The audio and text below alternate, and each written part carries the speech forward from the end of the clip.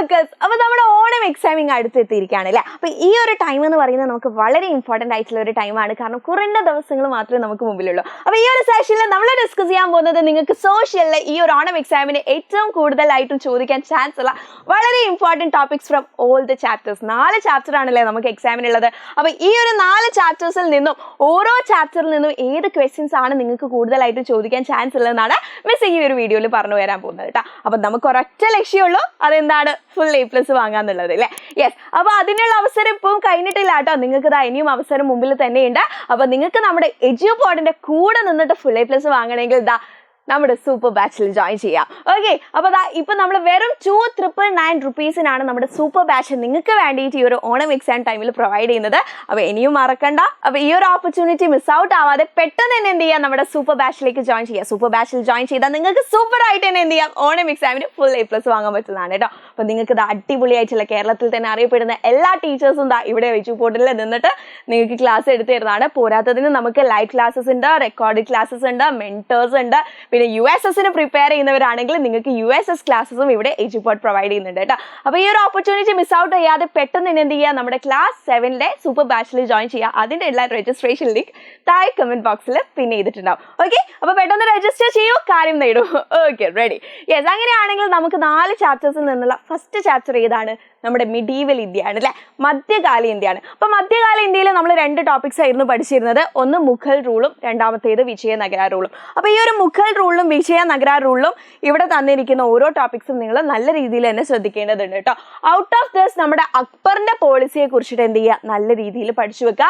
അതേപോലെ മുഗൾ ആർമിയും മുഗൾ അഡ്മിനിസ്ട്രേഷനും എന്ത് ചെയ്യുക, നല്ല രീതിയിൽ ഒന്ന് മനസ്സിലാക്കി വെക്കുക കേട്ടോ.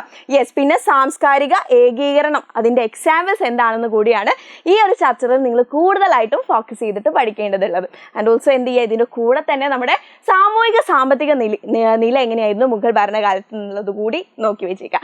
അപ്പോൾ ഈ ഒരു കാര്യം നിങ്ങൾ സെറ്റ് ആക്കിയാൽ ഇതേപോലെ തന്നെയാണ് നമ്മുടെ വിജയനഗരയുടെ കേസും അല്ലേ. അപ്പോൾ കൃഷ്ണദേവരായയുടെ നല്ല റിലീജിയസ് ടോളറൻസ് എന്താണെന്നുള്ള കാര്യമാണ് ഈ കിങ്സ് ഓഫ് വിജയനഗരയിൽ നിങ്ങൾ പഠിക്കാനുള്ളത് കേട്ടോ. ആൻഡ് ഓൾസോ 2ലെ രാജാക്കന്മാർ ആരാണെന്ന് കൃത്യമായിട്ട് പഠിച്ചു വെക്കണം. അത് അതിൻ്റെ കോഡൊക്കെ നിങ്ങൾക്ക് ഷോർട്സ് ആയിട്ട് യൂട്യൂബിൽ അപ്ലോഡ് ചെയ്തിട്ടുണ്ട് കേട്ടോ.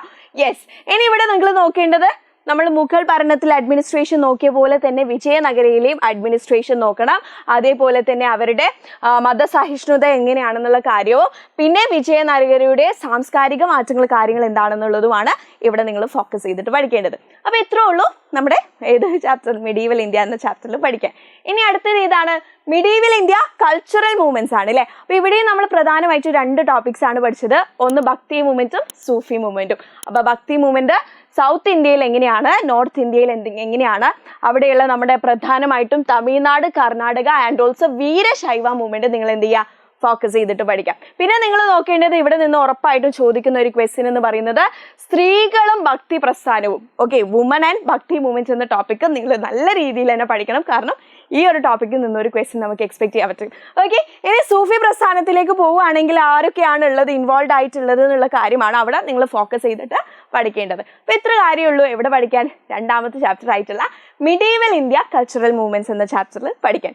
സിമ്പിൾ അല്ലേ. യെസ്, ഇനി അടുത്ത ചാപ്റ്റർ ഏതാണ്? നമ്മുടെ കോൺസ്റ്റിറ്റ്യൂഷൻ, നമ്മുടെ ഭരണഘടനയെ കുറിച്ച് പറയുന്ന ഒരു ചാപ്റ്റർ ആണ് അല്ലേ.